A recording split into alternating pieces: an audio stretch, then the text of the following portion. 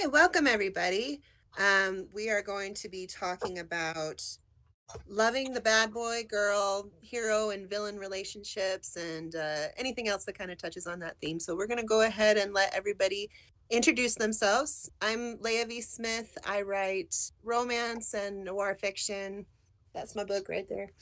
And Elizabeth, why don't you start us off? Hi, guys.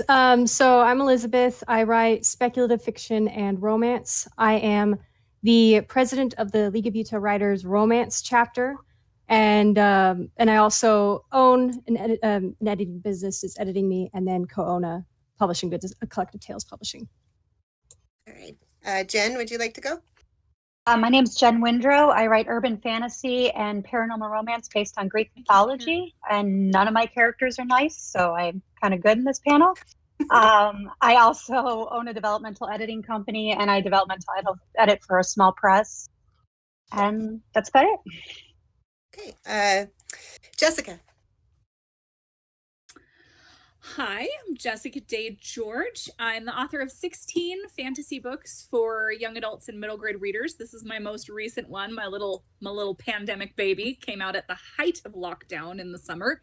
The Writer's Reign, which completes the trilogy, which I just realized that when I first wrote the first book, I used to read the first 2 chapters at LTUE like over 10 years ago.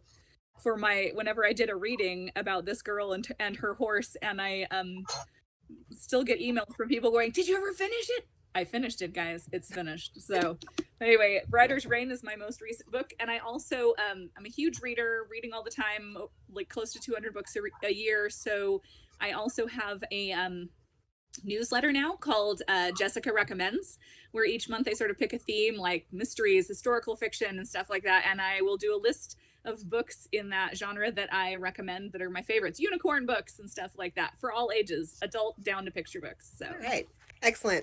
Mongo. Hi, my name's Mongo. I have both a romance. Is it really though? That's the nom de plume. I used it once for LQE, and I figured they wouldn't really use Your that. parents looked at their baby and said, "He looks like a Mongo." No, sorry. No, but there's been quite a few jokes about that. Mongo's just fun in Game of Life. But I write romance, and then I also write in thrillers. I have stories about the Spot Reps anthology, which is actually came out because of LTUE. After a panel, Larry Correa and Peter Nealon and several others started talking in the hallway, and it turned into Counting Noses, and hey, let's turn out an anthology in Peter Nealon's universe about dystopian future where everything goes really bad. And I got an excuse to drop artillery all over Los Angeles. And Jim Curtis's Tales Around the Supper Table. And that was all done with Texas authors. But that's me. All right, and Stan. Hi, I'm Stan. I actually hacked my way in there because I'm illiterate, and they figured they needed a token illiterate person here. I'm kidding. Stan Crowe. I have written a number of novels in both the clean romance and the cozy mystery genres. I am currently working on a young adult fantasy that's going to be part of a series when it completes. Like Elizabeth, I'm a League of Utah Writers chapter president. I represent the LaSalle Legends chapter out in beautiful Moab, Utah. All right. Okay, well, let's get started. The first question I have for you is, what do you think makes the bad boy or bad girl so irresistible? I think for me, I think it is the forbidden fruit. It really is a forbidden fruit kind of thing. Like, you shouldn't have them, you shouldn't want them, and also the idea that you could change them. You know, you could turn them from being bad to not so bad. You know, you could make them and mold them. And I think a lot of people look at the person that they're attracted to, and even if they are not a good person, they think I can make them a good person. If I can riff off. Oh, sorry. No, go ahead. I didn't hear Jen at all. I think it's just me. Is it just me? I could hear Jen. I thought it was great. Okay. I'm going to go along with what Jen had said, just to kind of keep this ball rolling. The idea of trying to change someone and feeling that you can. I mean, that's a story arc in itself. The idea of saving the world is not principally any different from the idea of saving a person. I mean, you have a problem, you have rising tension as you're trying to solve it, and then ultimately you have that eucatastrophe, and you make the breakthrough, and everything's good. And if you can do that with a planet, if you can do that with a universe, whatever, why not with a person? And the great thing about that is it is so personal. It's more intimate. Exactly. It is. Yeah. So that's actually a very good point that she brought up as to why they're attractive, because it's like we have this desire to help people. You know, as a good person, you see someone that's suffering and you're like, I just want to help them, and I know that there's some good in there somewhere, you know, and if I just take off this mask, I'm going to find it. Exactly. Right. I would say that also why when I'm reading, I'm always like, ooh, the bad boy is usually, honestly, they're a bit sexier than the good guy, you know, because the breaking the rules, they're usually, you know, if they're the villain, they're breaking the rules. If you've grown up in like this society where everyone does this and everything's sunshine and rainbows, having someone come in and go, yeah, my unicorn is black, and I say all the things that you've always secretly wanted to say, you know, that's very attractive. Like someone who's breaking the rules, who's doing things differently from what you've been taught, that is very attractive. I mean, come on, I grew up in Idaho, I'm Mormon. A bad boy is very appealing because I could throw a rock and hit a nice guy with a perfect haircut anytime I wanted to throw a rock. You did hit me once, actually, and now I don't have that perfect somebody haircut rolled anymore. up on a motorcycle with long hair and a leather jacket who was not going to go to seminary that day but was going to skip it, I would be on the back of that motorcycle so fast.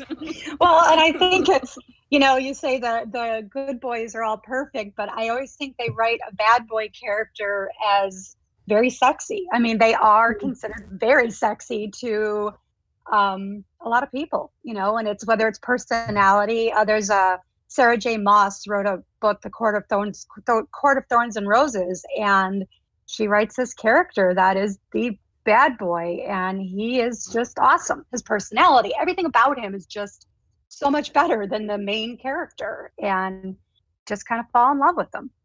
Well, look at Gone with the Wind. If you look at Gone with the Wind, when Rhett Butler's introduced, it's not just, oh, Mr. Tall, Dark, and Handsome. It's, oh, by the way, he runs his own ship. He's expert on a horse. He's good with a knife and a pistol. He's all these things that all these younger men are trying to aspire to be. But he's already gone and done it, and he already walks with that confidence. Yep. So often the person who has defied expectations of society or a culture in which they live tends to show a certain degree of confidence more than other people around them. Yeah, it's like piggybacking off of all you guys, where it's that with that confidence, it's the no BS, right? You could maybe change them, but that's not, I feel like a lot of times when you want that bad guy or bad boy, it's because you don't really want to change them. You want to see that other side. You want to almost be like them, that identifying. Yeah, exactly. Yeah. You're, you know, stuck in this like one way, like see what happens on the other side, you know. So well, and they might bring out a.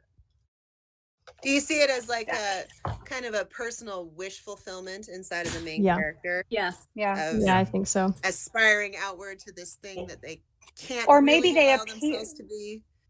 Yeah, and they might appeal to a part of you that you didn't really know was there. Oh, so there's this part of you that you didn't really know that they really appeal to, that they bring out another part of you also. It's not just like you were saying, you know, somebody who breaks the rules. Well, you were set and born with a certain set of rules, and they appeal to the part of you that wants to rebel.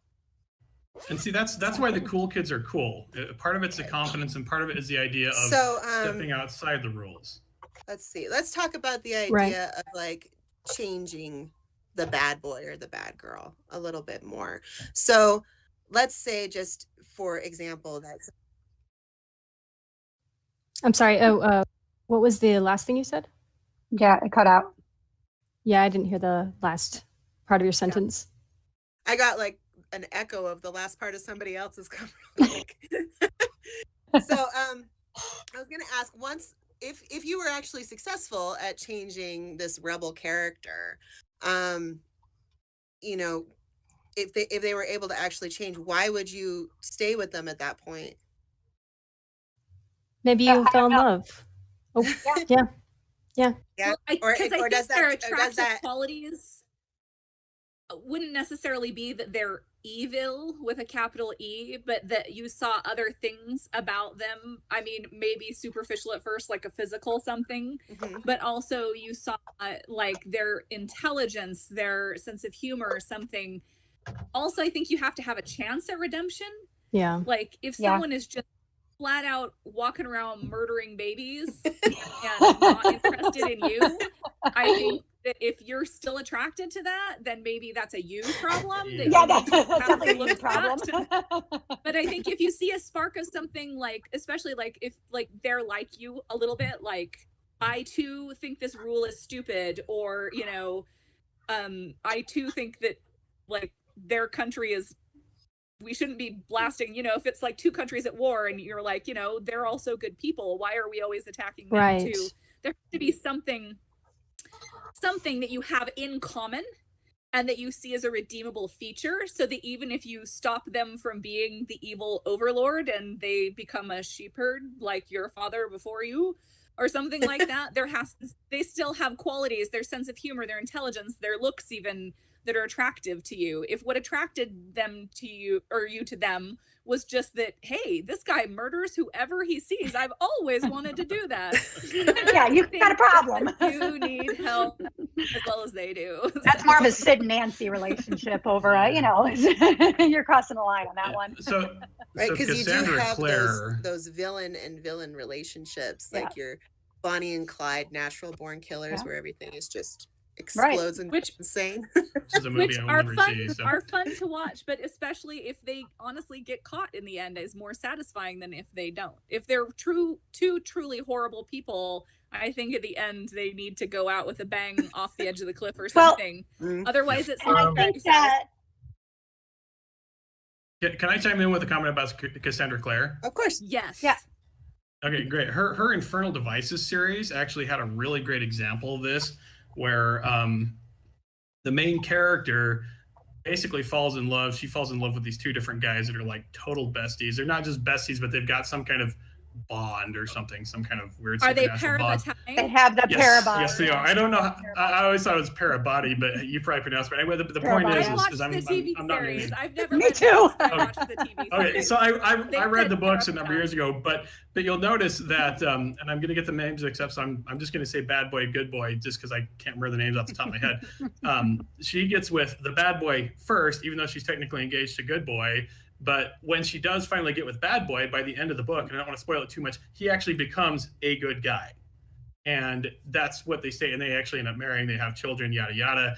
And then they go on to live happily ever after. And then, you know, she ends up kind of with good guy. I don't want to spoil too much. But it's actually, I think, a really good example of why you would stay with the bad guy once he changes. Because the entire point of it is there is a progression. And life itself is a progression. We start out young, kind of brash. We're trying to find ourselves, and therein lies part of the attraction. Is if we don't know who we are, and we see someone who, you know, is operating outside all the norms, it gives us that impression that, hey, they've got it figured out, and so that draws us to them. We align ourselves with them. Sparks fly, kissing, romance, whatever. But eventually, that rule breaking and coloring outside the lines, that doesn't really make a sustainable relationship. And so like my wife has said, you know, you date the bad boys, but you end up marrying the good guys. And so the bad guy does become a good guy, because in the end, that seems to be who the main character wants. And she has this, you know, nice little fairy. See, and I did the opposite. I dated the good guys and ended up marrying the bad boys. So completely opposite of that. That's why Cassandra Clare didn't write about you. Elizabeth, did you have a?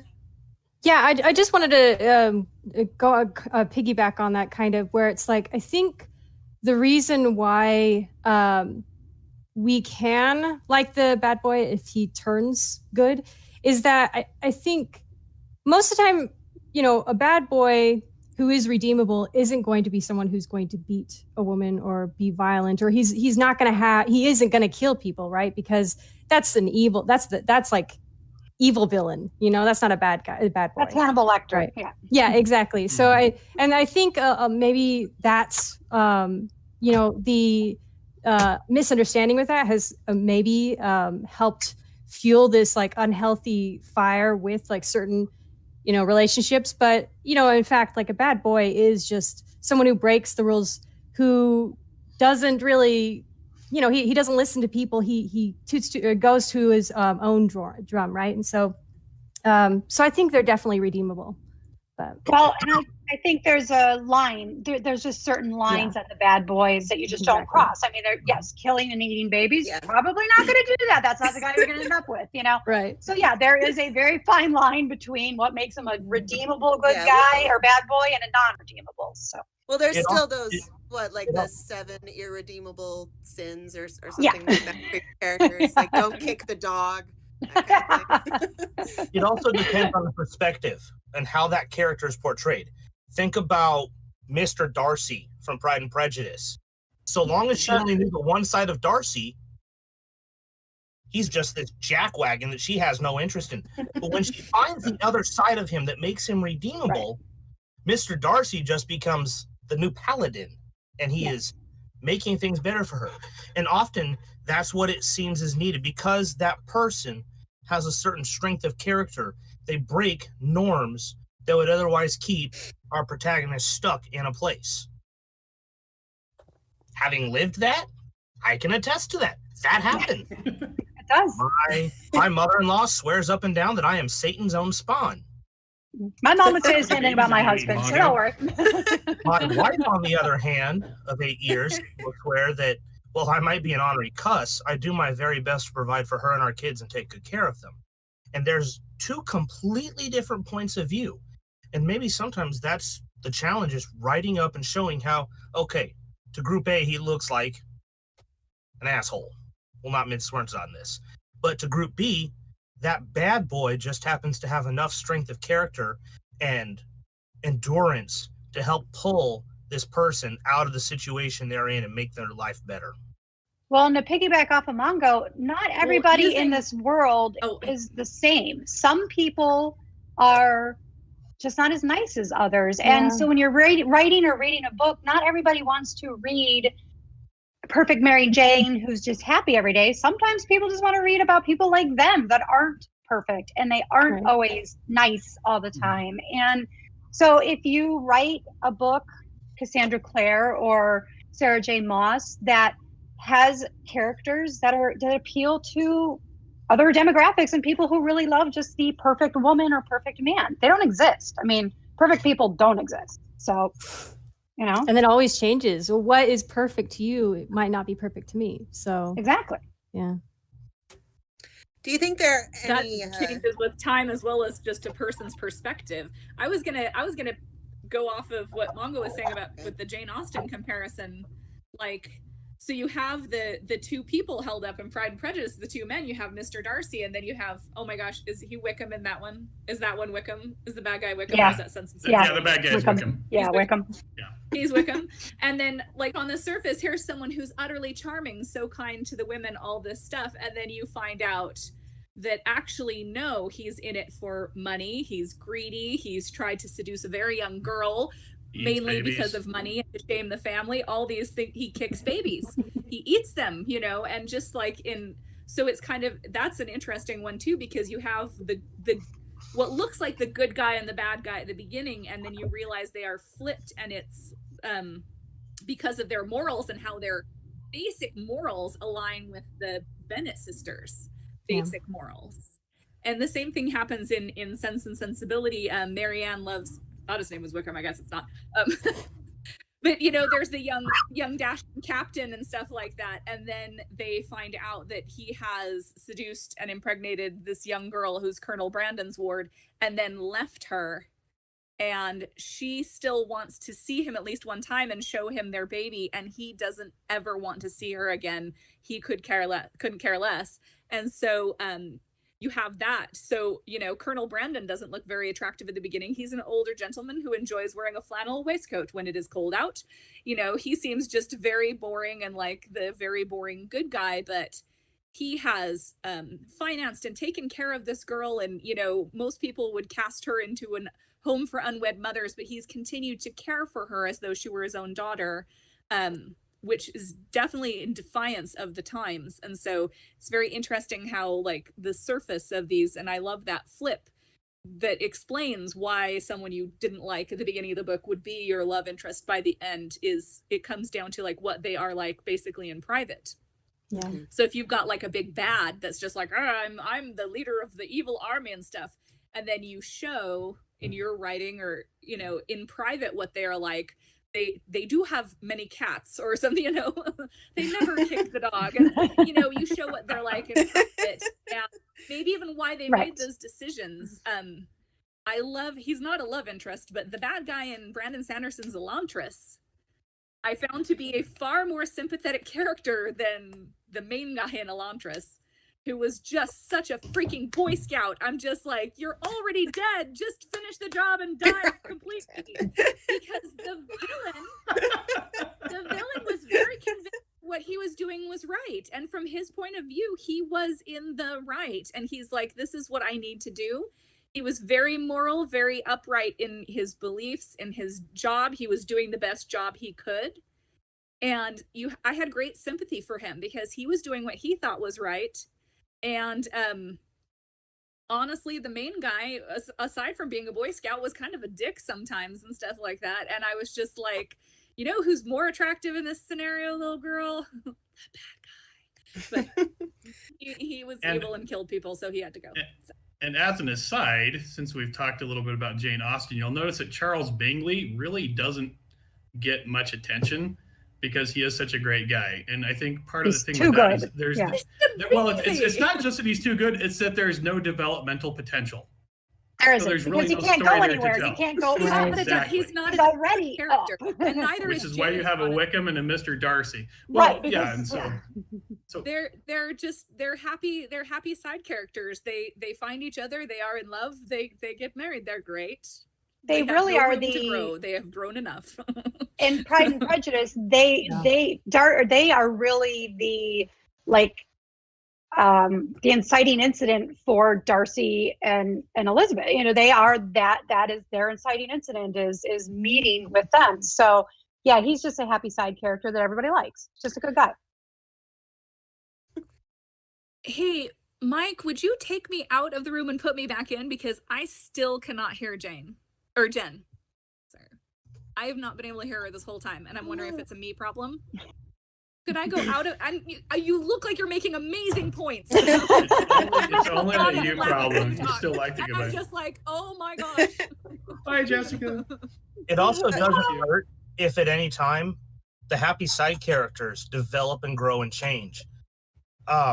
David Drake then you get a spin-off with an alt history series called the Belisarius series, where he had it takes place in 400 AD-ish, and he has this Roman cataphract horseman by the name of Valentinian.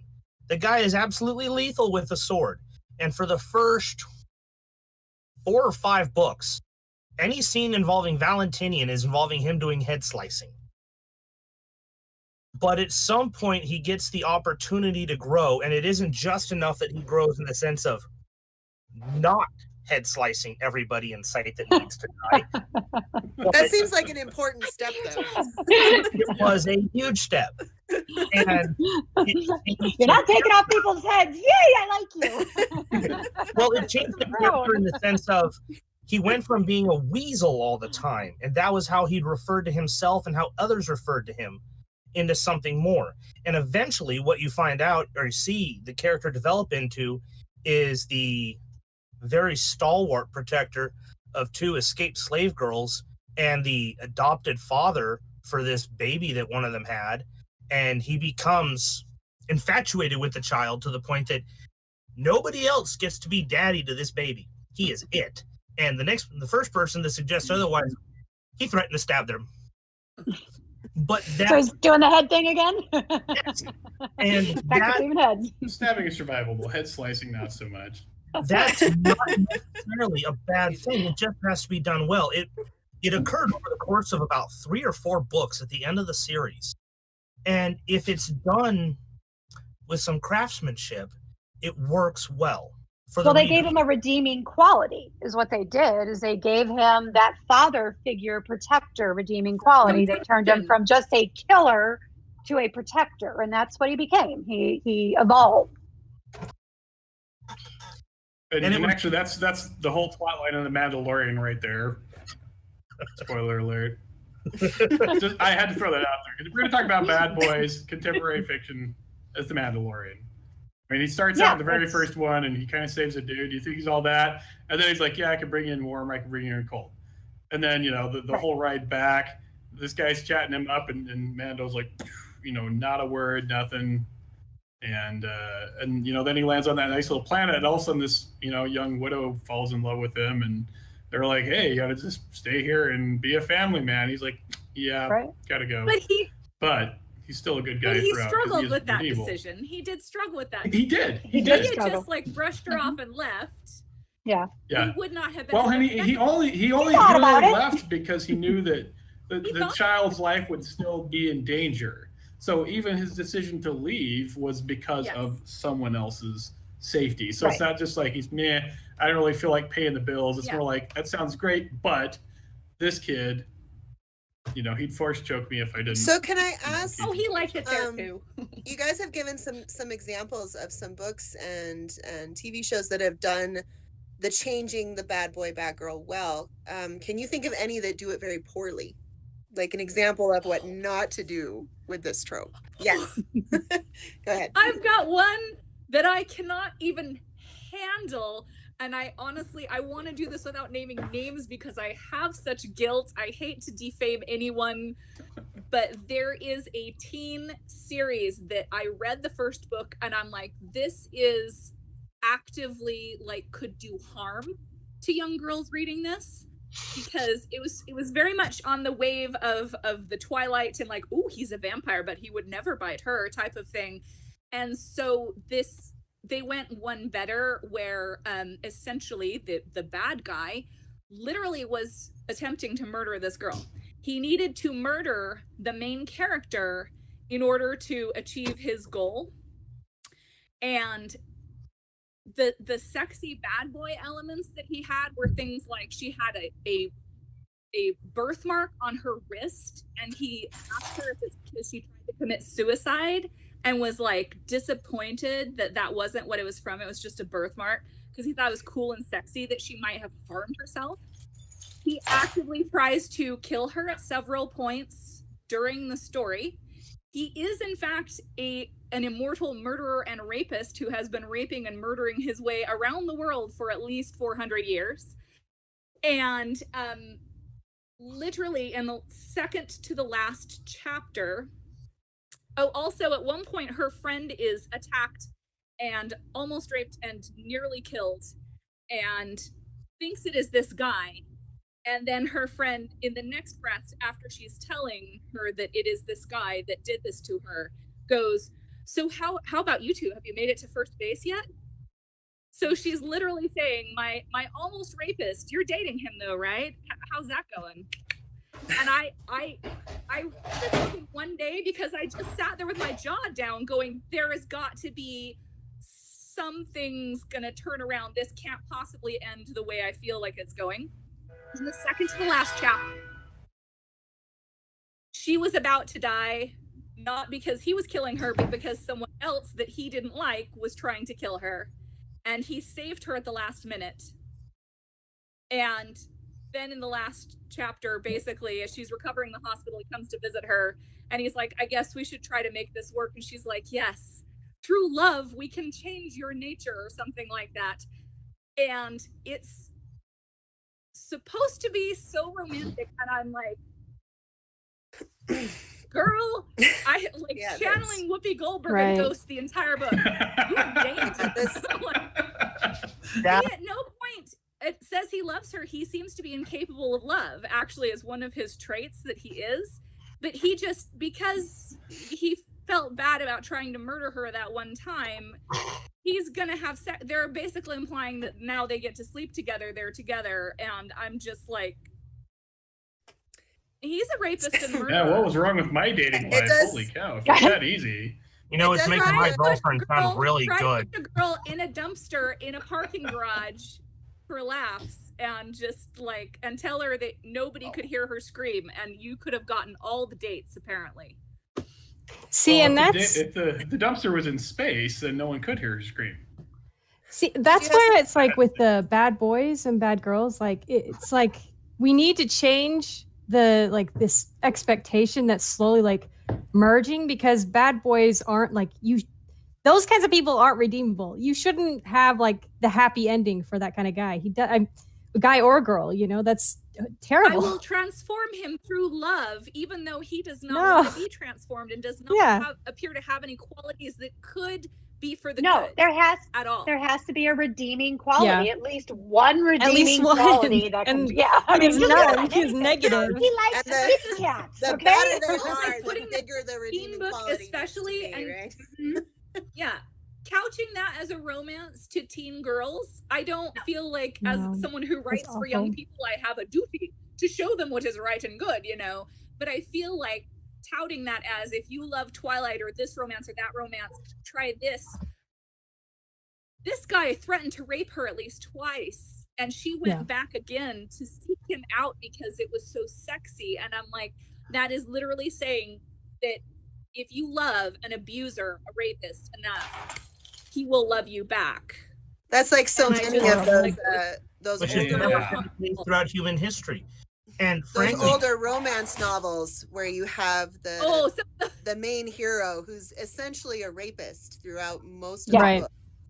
And then she just, her will slowly gets beaten down until she falls in love with him. And that is the bad part. Like right, that they just that's not really love though. That's more like Stockholm syndrome. That is that's exactly what it is. There's a fine line between love and Stockholm syndrome, I guess. It should be that fun. Real fun. If I may, hopefully not. That's a character where I won't choose to speak for Stan, but most any of the men I know, those I choose to associate with, we look at somebody like that and think, oh, it's a target-rich environment. Somebody grant me a trouble. Yes. I was just saying, my dad says was that person. I would get a gun. I would. Oh yes, if a guy like that was trying to get with my daughter, I would purchase a firearm. That's the sort of person. I'm serious about that. But at some point, the character crosses a moral line that they are no longer redeemable, and you actively want them dead. Exactly. There's rough, given the situation or how they're portrayed, but there is genuine evil. And I'm not the killing type either. Yeah. There's another David Drake series, Raj Whitehall books. He portrays this cavalryman named Calton Gruder. The guy loves horses, prostitutes, and fighting. And he is just rough in his relationships with others. But it's never to the point of consent. And in fact, he says explicitly, I like my women running towards me with smiles on their faces. And I think too many authors have taken the Twilight universe and ideas put forward and run with that the completely opposite direction. Yeah. Okay, well, I might be. So I didn't think the relationship in Twilight was romantic. I mean, I'm sorry for anybody who loved it, but dude was a stalker. I mean, he sat there and watched her sleep at night and she didn't even know it. That's a little weird. That's not romance to me. That's just weird and creepy. And I'm a vampire author, so I'm okay with the whole vampire thing. If I wake up and someone's like, I know while I'm sleeping, we've got issues, you know? Like, come on, there's not romance. Well, you know, Sandra Bullock watched a guy while he was sleeping, and you know. Well, yeah, I mean, that wasn't right either. But she ended up falling in love with the other guy. So. That's true. Yeah, That's true. yeah, She wasn't a followed vampire. him. But I The think truth Twilight came is a out, romance. and people saw the wrong parts of it. And while you were sleeping, I feel like Yeah. when the truth came out, there were mixed emotions. It wasn't just like, "Aw, cute." Creepy. But I feel like the relationship in Twilight, which I didn't find romantic either, but I'm just saying, like, it reminded me more of like a Beauty and the Beast type of thing, where you could say like, oh, she has Stockholm syndrome, or you could say like, oh, you gave her a library, or something. There's an important I feel like moment. it was kind of maybe on the line, like, oh, he was creepy stalking her and might eat her, but he's not gonna, because he's got a moral compass, so good for him, and I feel like then people just took that, and it was on the line, and they've gone too far. I see it so much in it's kind of funny because like romance novels, in the 80s and stuff. Oh yeah. Our very, very sweet neighbor who used to dress herself and her 2 daughters for church in like matching homemade dresses and stuff like that when I was a little kid, she wrote some romance novels. And when I was old enough, my mom's like, here, do you want to read these? This is Sister Meyer's books and stuff. And oh my gosh, every single one of them was, this guy raped me and now I can't look away. He's the love of my life. Every single one of them was one of those stories. But it's kind of funny because you can't really do that now in romance. I see a lot more. Shouldn't have done it then either. today. Yeah, you can't do it. No, there's just times have have changed. But they did do it then. Yeah. But like, there's very much about consent, but it was. Oh yeah. But I was just gonna say, it's really worrying that YA kind of almost went in the opposite direction. Yeah. And I feel like it's back now. But for a while, post Twilight, and like, it's not her fault. She didn't know what people were gonna do with that story, but like post Twilight, I started seeing more and more of the bad boy that was actually just a sociopath or something, and not so much like a cool rebel, but an actual murderer or something. It actually worked out for Dan Wells, though. If Edward It's What's-His-Face doesn't have a whole lot of money and he isn't a vampire, it becomes an episode of Criminal Minds. It does, yeah. I love that. Or let's the one go about ahead and get 50 Shades of Grey. If he lived in a trailer, this would be like, yeah. Let's get some the audience questions if we could. Okay, this is from Emma Spencer. Question: what are some examples of books or other media of these relationships done well? I think the Vampire Diaries, believe it or not, is done really well. Our diaries. Yeah, Damon is not a good character in the beginning, and you want to root for Stefan, and then all of a sudden you're like, oh, I really like Damon. He's pretty cool. I do think they're done really well. To me, it's fun. Mm-hmm. Good books. Mongo mentioned David Drake's, 2 of David Drake's that are excellent. David Drake's work in the Aria series, I will cheerfully recommend those to anybody. And they're big enough and dense enough. You're going to be there for a minute. I think Jen mentioned Court of Thorn and Roses, right? Yeah, fantastically done. Yep. And Gilmore Girls, I know it's not a book, but it's a TV series. But Jesse and you see his whole side, this whole bad boy side, where he's just, a mixed up kid. I would say Happy Days and Fonzie. I'm just kidding. I had to throw that in there. I think you're the only person in this chat old enough to remember it. No, I am. I think I just look old. Do we have more questions? I watched reruns. Yes. We have a question from Kay Wen. What about villain on villain romance? How do you make villains have a believable romantic relationship when they are evil? I think like we were talking they about have this. they have to be a nuanced character beyond just being evil. Well, and they have to have a reason why they're evil, I think. And I think we talked about the whole like Sid and Nancy and Bonnie and Clyde thing. I think like right. Attracts like, and if you can find 2 sociopathic characters that work really well together and you can give them some fun times, then yeah, I think they work well. I mean, if they're written well or done well, I can't think of, besides Bonnie and Clyde in that, I really and if can't you're going think to of villain on villain. Movie, Lord, go with Lord Highwayman. Hater and Dominator and Wander Over Yonder. I didn't Lord like the Hater and Highwayman. Dominator. If you watch Wander Over It was Yonder, actually more. The Highwayman was ironically more accurate than the original Bonnie and Clyde movie. It was just long for me. It was just very long, boring movie. The couple in it, rather than being center stage, they were more something just omnipresent evil rather than a center stage villain like the previous outing. Yeah, I think villains work too with intention. Just piggybacking off of what Jen was saying, they don't have to be partners in crime necessarily, but they have to have the same goals. I mean, it's like with heroes and heroines. So, if you can't see eye to eye, like even if you're both, messing up two different museums or something, like you don't have to do the same thing, but you have to have the same types of mindsets and be respectful. But yeah.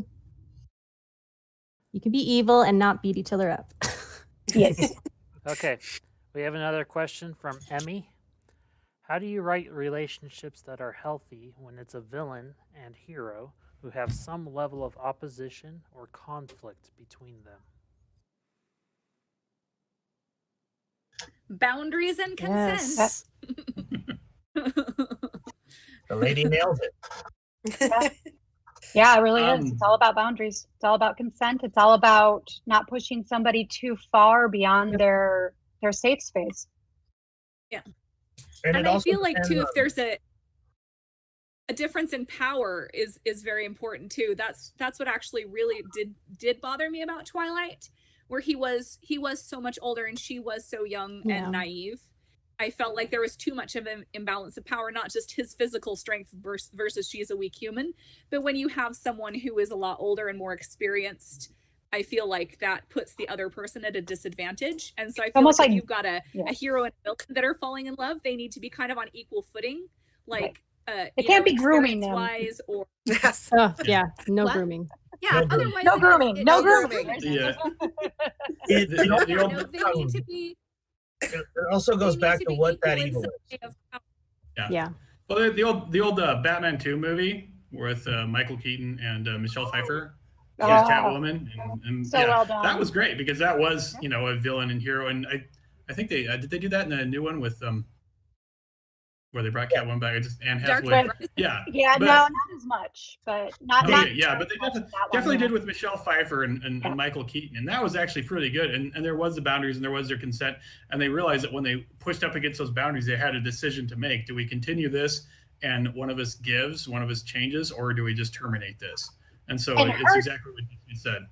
And her transformation from good girl to villain is one of the best probably ever portrayed in a movie. I mean, she's just, Michelle Pfeiffer does it fantastically, but just that seeing her transformation, just that click is amazing. So yeah, the last time I fell to my death and was resurrected by cats, man, I was so much cooler after that. Just saying. Yeah. Well, and it's also the type of evil that's involved. The villain, it depends. It's one thing if, say, they're knocking over banks or busting up a 7-Eleven to get the spare change drawer. It's another thing entirely if, like, they're an arsonist burning down an orphanage. And again, there has to be that writing a villain intelligently so that they are worthy of being a villain. And if you're going to have that romance in there, it's got to be something that's worthy of making the villain come over to the good.